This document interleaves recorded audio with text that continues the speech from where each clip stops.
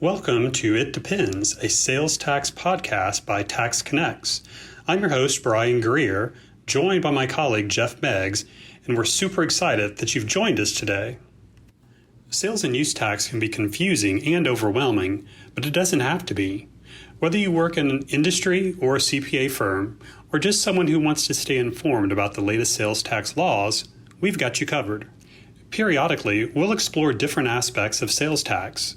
So whether you're a tax pro or a novice, in industry, school, or a practicing CPA, tune in and join us as we attempt to simplify the complexity of the sales tax world. This is It Depends, because with sales tax, there's rarely just one answer, and often that's our answer to many questions. It just depends.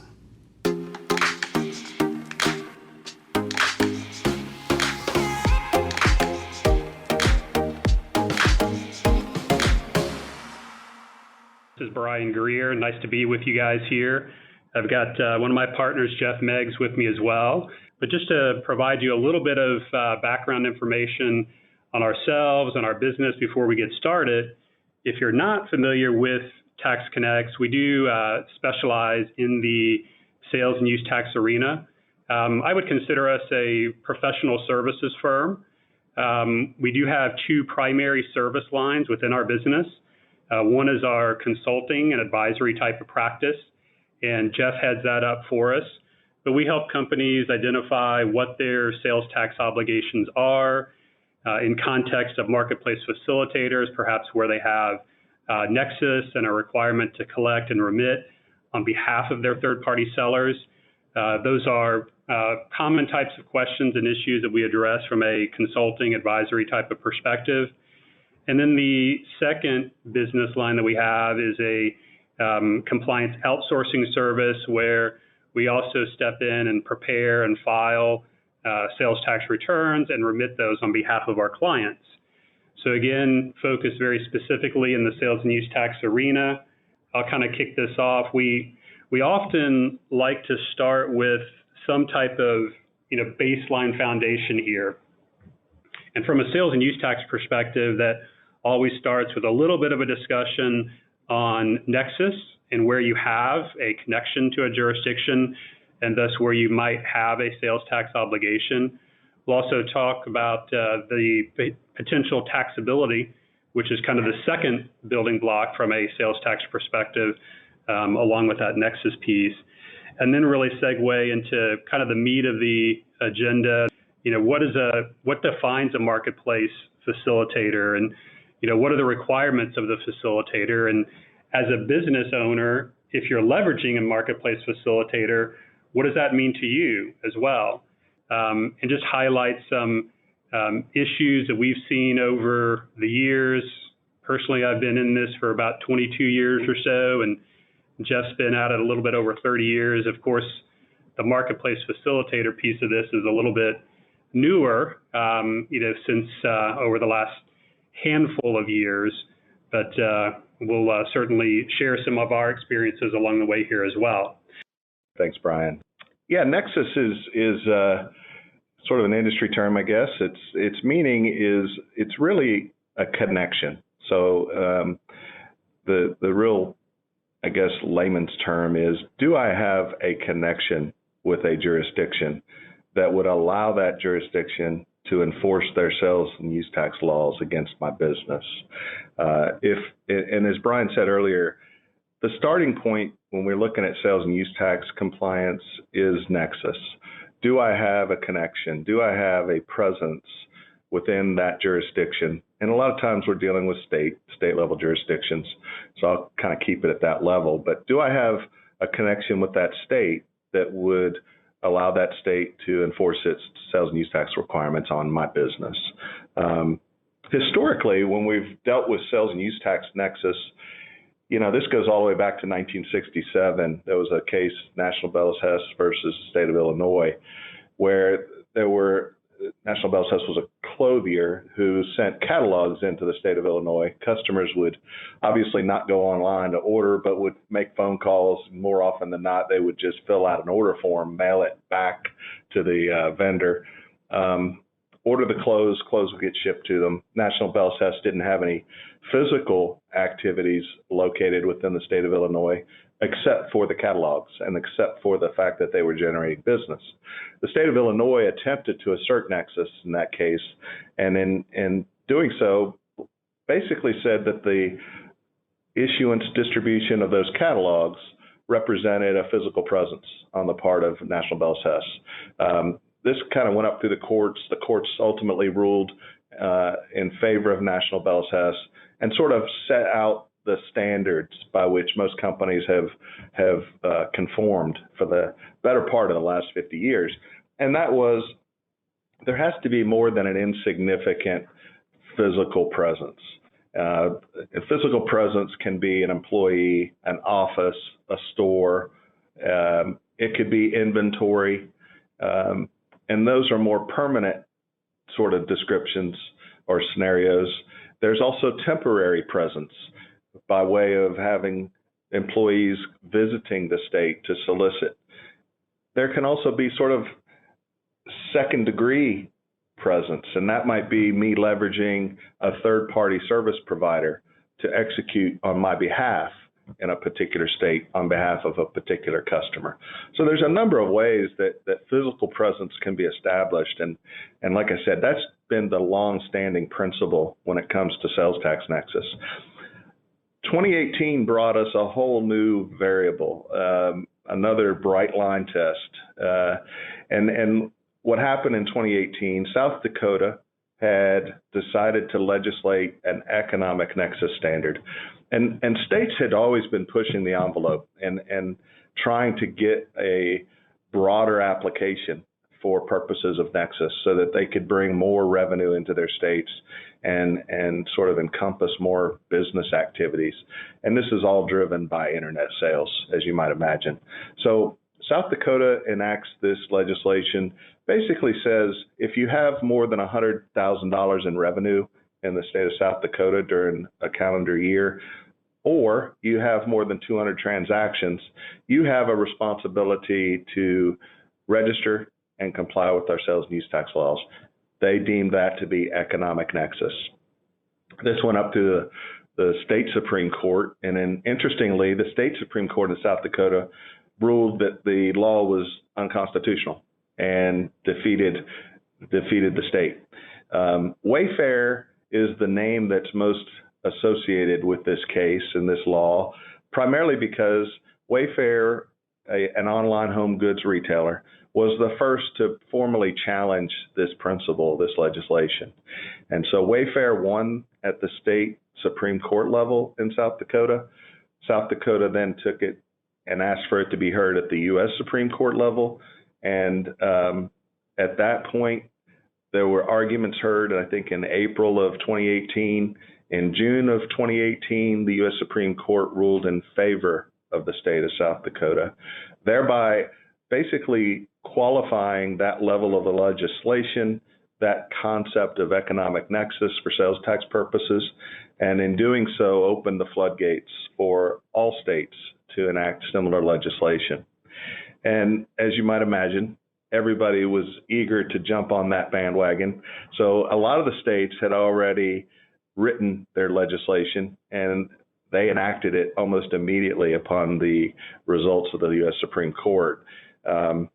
But over the course of, I'd say, a couple of years, different states went live with their legislation. So it did take a little bit of time for everybody to come on board. In fact, today there's the one lone state that has yet to go, what I would call go live formally, and that's Missouri.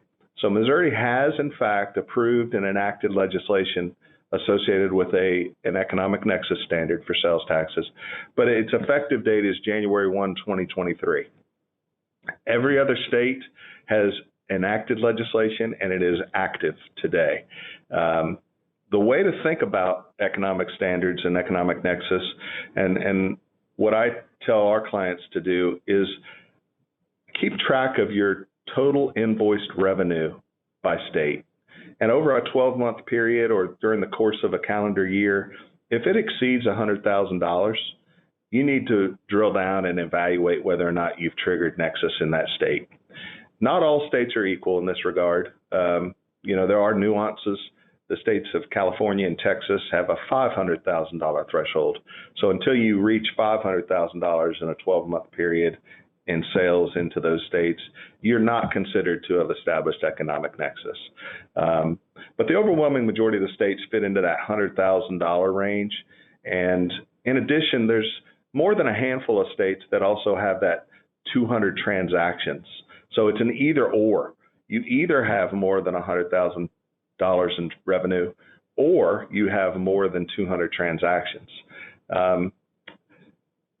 Keeping track of the transactions is a bit of a challenge for most people, and the reality becomes that if you're in excess of 200 transactions but you haven't reached $100,000, it still might not be material enough for you to take action. But in fact, you have established nexus, and the state is expecting you to comply with their tax laws. When we look at the states for purposes of sales tax, we're talking about every state in the union. We're talking about D.C. We treat D.C. as a state. They have their own administrative sales tax function. There are 5 states that kind of have exceptions to the rule. 4 of them, there is no sales tax in those states, and those states are Delaware, New Hampshire, Oregon, and Montana. The state of Alaska is also into that category. There is no state sales tax in the state of Alaska. However, there are cities within the state of Alaska that do have sales and use taxes, and those cities have come together, formed a coalition, and established their own economic nexus threshold. And it applies in a similar fashion. If you have more than $100,000 in sales into the state of Alaska, those cities within this coalition have the authority to impose their taxing requirements on you. So that's Nexus in a nutshell. The evolution from physical to economic, while it's a change, it's an additive. They both exist. So you can still have Nexus through physical means today, and you can also create Nexus through economic means. The second piece of this equation, and it's important to look at these, the Nexus piece and the taxability piece as separate pieces for purposes of compliance. Just because I have Nexus in a jurisdiction or in a state does not necessarily mean I have a requirement to do anything for sales and use tax purposes. TaxConnex, our business here, is based in the Atlanta, Georgia area. We don't provide anything in the way of services or products that are taxable. So we're not required to be registered and file a sales and use tax return. This is true for a large portion of businesses across the country. So in addition to, and after we have established and identified which states in which we have nexus, we then have to ask the question, are we providing a taxable service? Are we selling tangible personal property or selling something that's taxable? And here again, most of the states are very similar. Most of the states sort of establish that there is a tax imposed on the retail sale of tangible personal property and enumerated services. So some services are taxable, some services aren't. There is quite a bit of differentiation between the states when it comes to the scope of services that are in fact considered taxable for sales tax purposes. But tangible personal property, the sale of which is historically always been sort of a standard, the starting point. And when we get into services, I do want to kind of talk a little bit about the term professional services. We talk to a lot of technology firms that are in the business of providing downloaded software or software as a service, and there's usually a vertical service associated with that, or an ancillary service. It could be configuration or implementation, it could be training, it could be consultation, could be custom programming. There's a tendency for those companies to characterize those ancillary services apart and separate from the software as quote unquote professional services. And professional services is sort of a dangerous term because it can be all encompassing to some people. The way I would describe it to you is professional services, in the way the states look at it, is primarily those services associated with things like lawyers, CPAs, doctors, engineers, architects, those kind of really certified and licensed service providers. That is what we like to put into that professional services category. Everything else, training, configuration of software, consulting, we call those services. We try to stay away from calling them professional services so that they don't get confused and lumped in with those other professional services that are almost always exempt. Some of the primary services that you will find are taxable in almost all states. Telecommunications. Telecommunication services are the most taxed services, I think, in all of the land. But there's a host of other services that states consider to be taxable. There's information services, there's data processing services. There's always, or sometimes, a question of whether or not the services are delivered in a tangible medium versus an electronic medium. And then the last piece of the equation, after you've kind of decided what is taxable and what's not taxable in a specific state, is situsing. Situsing is another critical component to the compliance process for sales tax. And that basically refers to where is the transaction sitused? Where has it occurred from the standpoint of sales tax applicability? Is it the customer's headquarters where I invoiced the customer? Is it the bill to address in that case? Or is it where I shipped the product? Or in the case of services, software as a service, I may sell a 100-seat software as a service license to a company in New York who might have 50 offices across the country and users located in each of those offices. So under those circumstances and conditions, where do I deem those transactions to be sitused for sales tax determination purposes? The general rule of thumb is ship to location, or in the case of services, where is the benefit of use? So if the benefit of use is spread out all over 50 states, the potential exists that you have a compliance responsibility in all those states to the extent you have nexus. So that's just sort of hopefully a quick overview of nexus and taxability. They have to meet together. They have to come together. You got to have nexus and a taxable event for there to be a need to comply. Yeah, that's perfect. And I think it brings us to the what is a marketplace facilitator? Yeah, so it's kind of interesting because there was a lot of noise around Amazon for over a decade.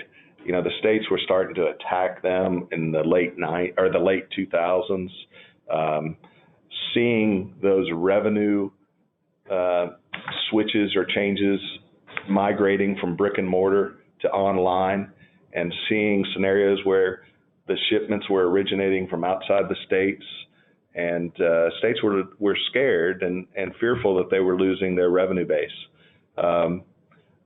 Add to that the expansion of Amazon, and during this time frame, Amazon is building out their infrastructure. They're building warehousing. They're starting to settle in with inventory, mass quantities of inventories in a lot of states. And so there was this evolution, and there was an Amazon law that it was referred to as the Amazon law, but it was really more like just an internet transaction law. And so there was this evolution that talked about transactions that are connected to a website or web owner that has a physical presence in that particular state. Those transactions that flowed through that web owner would in fact become taxable. And what ultimately that led to, as we got past the Wayfair decision, was the term marketplace facilitator. And this term is used really similarly throughout all the states. The states have now adopted, and all of the states have adopted, a marketplace facilitator rule on the heels of the Wayfair decision. So it is another step along the pathway of economic nexus. A marketplace facilitator, as we see it defined by almost all the states, is a third party that is establishing or making available to the market a platform on which purchases can be made, and this is really critical, it has to be, and there is acceptance of payment. There is processing of payment. So it's a combination of having a place, a platform, a location, an online presence whereby products can be sold, products of third parties, and payments can be accepted and processed. Essentially, business can be transacted. And so a marketplace facilitator, when you look at it at that level, is not that difficult to achieve in the way of a business description. That being said, what happens in the world of technology is there's businesses that operate their own websites. They're not marketplace facilitators because they're not inviting third parties to participate in those transactions. So they kind of stand on their own. They will establish nexus through their economic standards or presence, maybe some physical presence. So we are talking about some of the more well-known platforms that we're all used to seeing. But what states have simply said is, if you are a marketplace facilitator, if you meet the definition of a marketplace facilitator, you have a similar requirement to comply with the sales and use tax laws on all transactions that go through your platform. And the economic standards that apply to Wayfair also apply to the marketplace facilitators. They're essentially the same. And so the way to think about it is $100,000, just like we thought about it from a remote seller perspective. The migration, I'll call it, from the remote seller sort of establishing an economic nexus in a way that really required them to comply with sales and use tax laws, the migration to the marketplace facilitator was the high five, I think, for all the states. I think if they all were willing to admit it, it was really Amazon had been under their skin for so long. But the reality is, once these states, by the time they all got to this marketplace facilitator legislation, Amazon was already complying everywhere. They were already filing virtually everywhere. There were a few holdout states that they hadn't signed up in. So it really wasn't as big a deal or as big a commotion at that level as we might have thought it would be. But as everybody, I think, can relate, and we've talked, and I've used Amazon. I hope I'm not sounding like I'm picking on Amazon. Amazon's just the elephant in the room, so to speak. But these examples of Amazon, eBay, Etsy, Wayfair, they are examples. Anybody that has the platform that allows a third-party product, service element to be sold on it and payments are collected, they'll be considered marketplace facilitators. Yeah, and just to kind of reiterate, one of the points that Jeff made is that I always like to see how these rules and laws kind of change over time and develop. So we had these economic nexus rules that came into place post Wayfair, and with the idea that these remote sellers that are selling on some of these, I'll call them platforms, because at that time we didn't have that marketplace facilitator definition. But the idea was for these remote sellers to now have the obligation to collect and remit the sales tax. But what was happening is there's so many of these remote sellers that are selling on these platforms that the states couldn't get their the revenue that they wanted. They couldn't get to the sales tax collection. So they kind of elevated it and said, okay, now we're going to make these marketplace facilitators collect. And it was something that, I don't know, maybe trailed the economic nexus standards by 6 months to 12 months. It didn't. Yeah, that's probably fair. Didn't take the states too long to catch on that there was a gap there. The other thing I think that's sometimes lost in this equation, again, kind of revisiting the standard of physical presence, is warehousing. When I described what a marketplace facilitator was, you didn't hear me say fulfillment. I described facilitating through an online platform, and I described accepting and receiving payment. But fulfillment is not necessarily a requirement for for a company to be a marketplace facilitator. That being said, we all recognize that these names we just mentioned earlier are doing quite a bit of fulfillment. And in doing so, what happens is they'll take inventory that is actually the property of another company, they'll put it in their warehouse, and they'll actually move it from warehouse to warehouse. They'll actually one day have it in a warehouse in Georgia, and the next day they've decided we're getting more business activity out of Columbus, Ohio. We're going to move everything to our Cincinnati warehouse. We got some real-time deliveries we need to make there.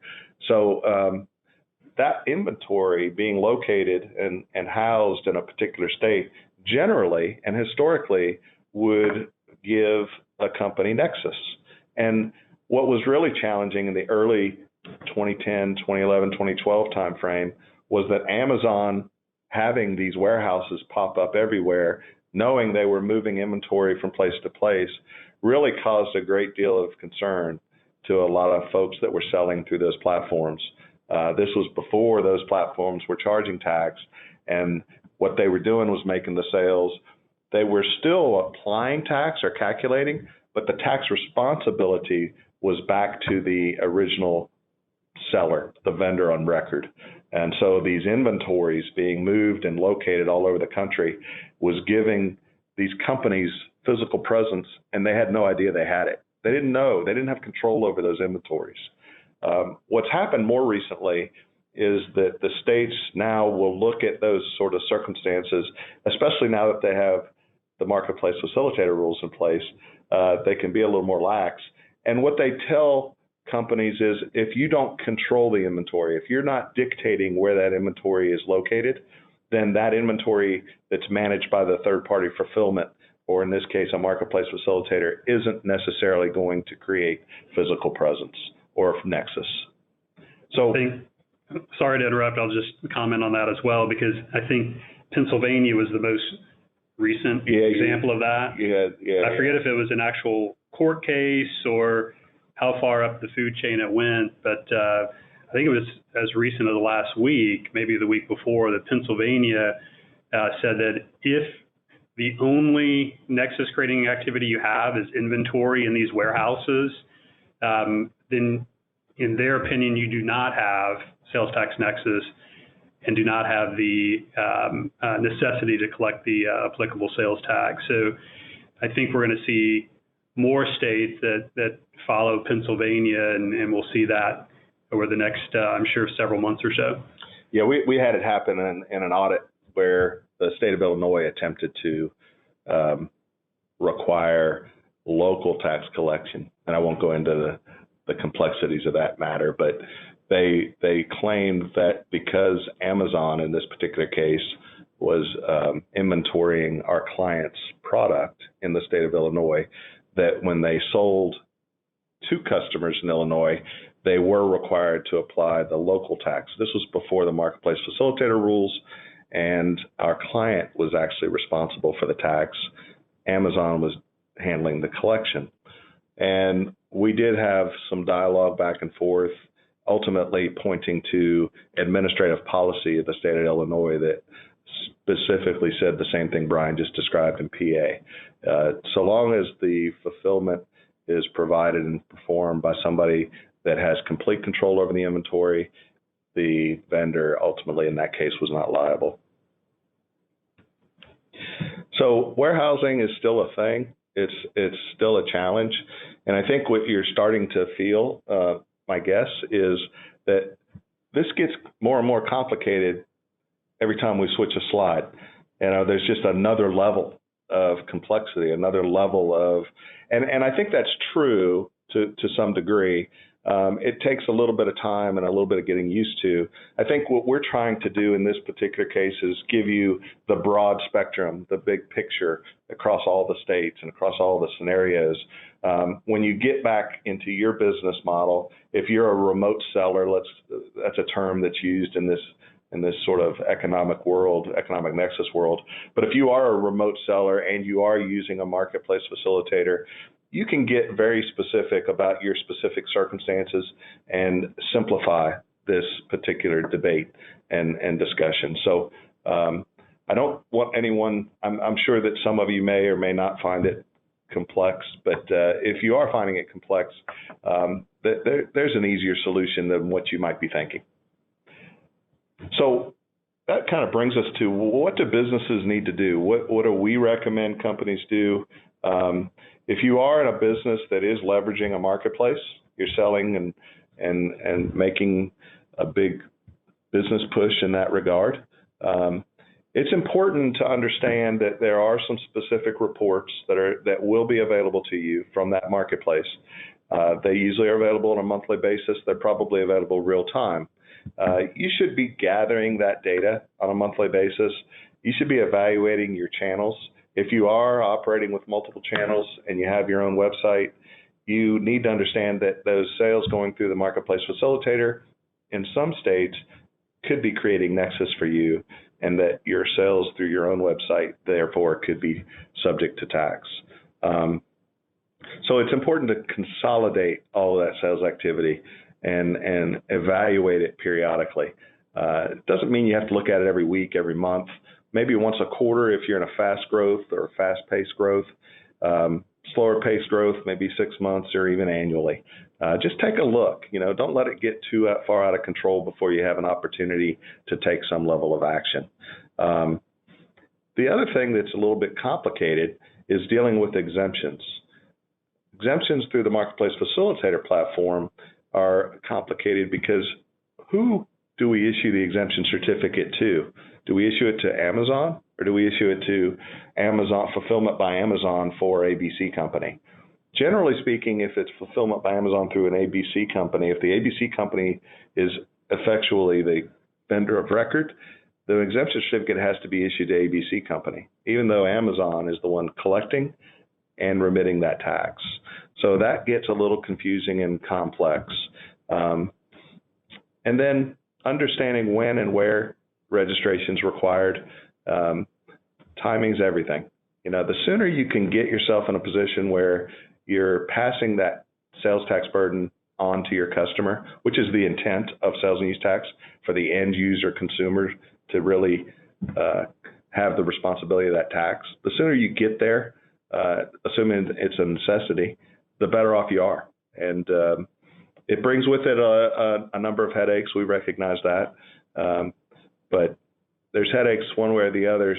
I think sometimes the cost of compliance is dwarfed by the risk of noncompliance. And so it's just important to understand the scope of that for your own business. What else is there out there? I thought I'd share with you just a couple of things that we've talked about recently. I had a conversation with the state of North Carolina. I wasn't sure I'd talk about this today. I didn't get a whole lot of clarity, but one of the things that we're talking about and dealing with is companies that they kind of look like a marketplace facilitator. There's a lot of companies out there that have software applications that are supporting a shopping cart within an internet platform, like a Shopify. And while I don't know that Shopify accepts payments, so therefore doesn't necessarily fit into the definition of marketplace facilitator, there are companies that are kind of crossing that line. They have the software application that's facilitating the cart, and they also are incorporating the payment.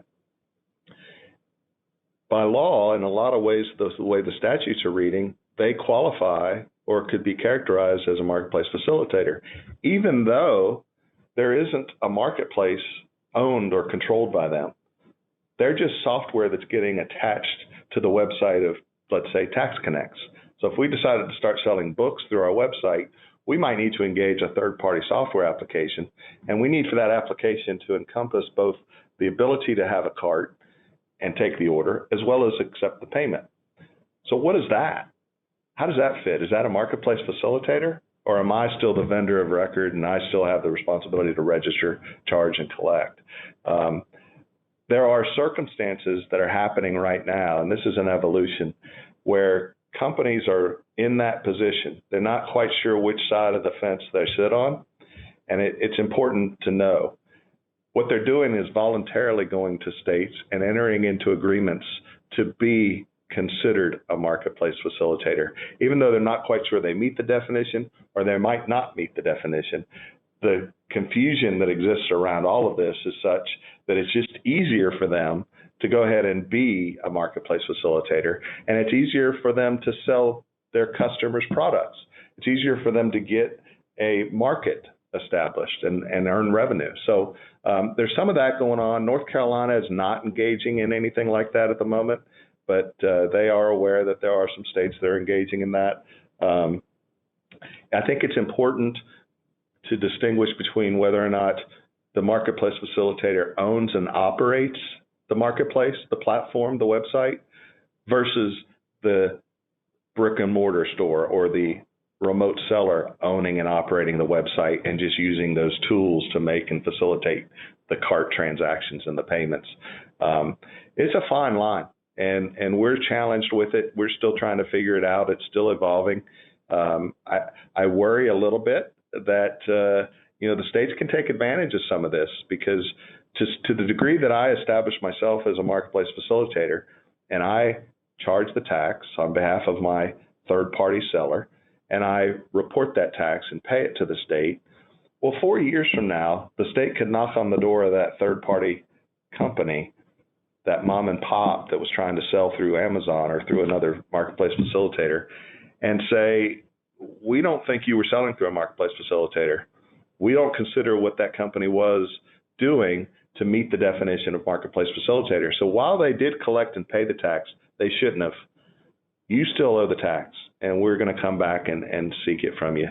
That's the thing that's gotten on my mind of late, and we're trying to kind of work through that. So there's still some evolution that needs to happen. Again, if you are operating through a marketplace facilitator, make sure you're getting reports adequately every month. Keep those reports. Let's not assume they'll always be available for you historically. There are a number of different things, moving parts and different scenarios that exist in this marketplace facilitator model. And states like Illinois, Louisiana, there's some unique rules and functionality that has to be understood there. So, we're happy to take on any questions or circumstances you guys may have on an offline basis to see if we can clarify or help you out with any of that. Thank you. This has been It Depends, with another episode explaining the complexities surrounding sales and use tax. We'll see you next time.